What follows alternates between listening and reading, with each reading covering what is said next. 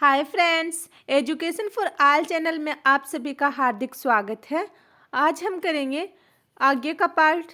इसमें हम करेंगे तंत्रिका ऊतक और अंग तंत्र के बारे में जानेंगे। शुरू करते हैं आज की क्लास। तंत्रिका ऊतक मुख्य रूप से परिवर्तित अवस्थाओं के प्रति शरीर की अनुक्रियाशीलता मतलब रिस्पॉन्सिवनेस के नियंत्रण के लिए उत्तरदायी होता है। क्या कहा गया है? तंत्रिका ऊतक क्या काम करते हैं? हमारे शरीर की अनुक्रियाशीलता को नियंत्रण करते हैं। तंत्रिका कोशिकाएं उत्तेजनशील कोशिकाएं हैं। कैसी कोशिकाएं हैं? उत्तेजनशील कोशिकाएं हैं जो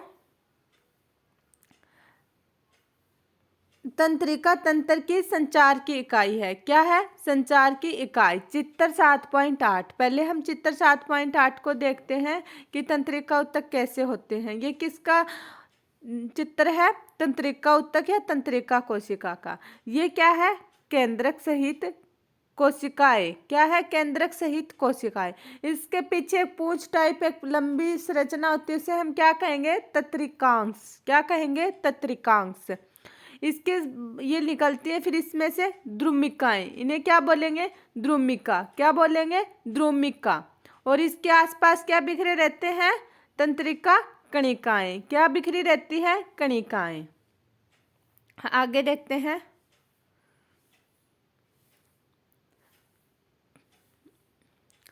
तंत्री बंद कोशिका बाकी तंत्रिका तंत्र को संरचना प्रदान करती है तथा तंत्रिका कोशिकाओं का सहारा तथा सुरक्षा देती है।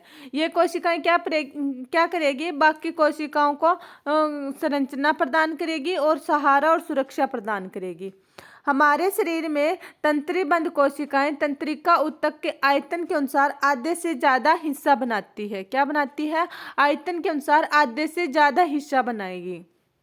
जब एक तंत्रिका कोशिका को उपयुक्त रूप से उद्दीपित किया जाता है तो वह स्वयं होती है तो विभिन्न विद्युत परिवर्तन उत्पन्न होता है जो बहुत तेजी से कोशिका झिल्ली पर गमन करता है। तंत्रिका कोशिका जब उत्तेजित होती है तब विभव परिवर्तन तंत्रिका कोशिका के अंतिम छोर पर पहुंच जाता है तथा आसपास की तंत्रिका कोशिका एवं अन्य कोशिकाओं को या तो उद्दीपित करता है तथा उन्हें उद्दीपित होने से रोकता है। इसके बारे में हम अध्याय 21 में विस्तार से पढ़ेंगे। इसमें क्या कहा गया है? जब एक तंत्रिका कोशिका को हम उद्दीपित करते हैं तो वह स्वयं तो उद्दीपित होगी क्योंकि उसमें क्या होता है? विद्युत परिवर्तन, और उसके जो बहुत तेजी से कोशिका झिल्ली पर गमन करता है। और तंत्रिका कोशिका जब उत्तेजित होती है तो विभव में परिवर्तन तंत्रिका कोशिका के अंतिम छोर पर पहुंचता है।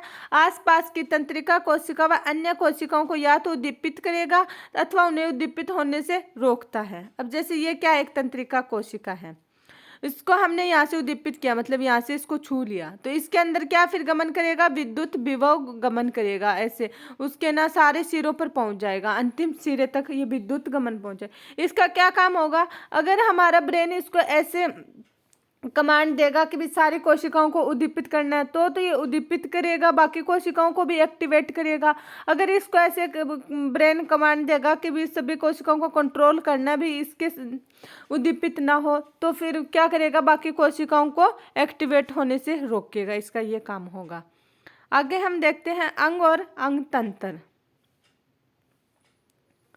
बहुकोषीय प्राणियों में उपयुक्त वर्णित ऊतक संगठित होकर अंग अथवा अंग तंत्र की रचना करते हैं। इस तरह का संगठन लाखों कोशिकाओं द्वारा निर्मित जीव की सभी क्रियाओं को अधिक दक्षता पूर्वक एवं समन्वित रूप से चलाने के लिए आवश्यक होता है।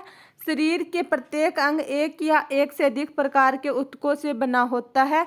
उदाहरण, हृदय में चारों तरह के ऊतक होते हैं: उपकला, संयोजी, पेशीय, तंत्रिकीय ऊतक। हृदय में कितने प्रकार के ऊतक होते हैं? चारों ही होते हैं: उपकला, संयोजी, पेशीय और तंत्रिकीय ऊतक। ध्यानपूर्वक अध्ययन के बाद हम यह देखते हैं कि अंग और अंग तंत्र की जटिलता एक निश्चित इंद्रिय गोचर प्रवृत्ति को प्रदर्शित करती है। यह इंद्रिय गोचर प्रवृत्ति एक विकासीय प्रवृत्ति कहलाती है। इसके बारे में हम कक्षा 12 में ध्यान से पढ़ेंगे। यहाँ पर आपको 3 जीवों के विभिन्न विकासीय स्तर के बारे में बताया जा रहा है, जिसमें आपको शारीरिक एनाटॉमी, अकारिकी मोर्फोलॉजी के संगठन एवं क्रियाविधि के बारे में जानकारी प्राप्त होगी। अकार्की आपको जीवों की बाह्य संरचना, बाहर दिखने वाले का आकार का अध्ययन कराती है। पौधों या सूक्ष्म जीवों के संदर्भ में अकार्की शब्द वस्तुतः मतलब यही है। प्राणियों के संबंध में अकार्की का मतलब शरीर के बाह्य अंगों की बनावट या शरीर के बाह्य अंगों का अध्ययन है। प्राणियों में शरीर की पारंपरिक मतलब आंतरिक अंगों की संरचना के अध्ययन से है। अब आप केंचुए, कॉकरोच तथा मेंढक की अकार्की का शारीरिक अध्ययन करेंगे, जो अकशेरुकी को क्रमशः प्रतिनिधित्व करते हैं। फ्रेंड्स, कल के लेक्चर में हम केंचुए के बारे में पढ़ेंगे। इसके साथ ही आज की क्लास हम समाप्त करते हैं और कल के लेक्चर में सिर्फ केंचुए के बारे में और फिर उसके आगे की क्लास में कॉकरोच और मेंढक के बारे में देखेंगे। अगर आपके कोई डाउट हो तो कमेंट बॉक्स में कमेंट कर अपने डाउट क्लियर कर सकते हैं। साथ में अपना सपोर्ट मेरे साथ प्लीज़ बनाए रखना, क्योंकि नया चैनल है, आपके सपोर्ट के बिना ग्रो नहीं होगा। प्लीज़ चैनल को ज़्यादा से ज़्यादा शेयर और सब्सक्राइब करें। धन्यवाद।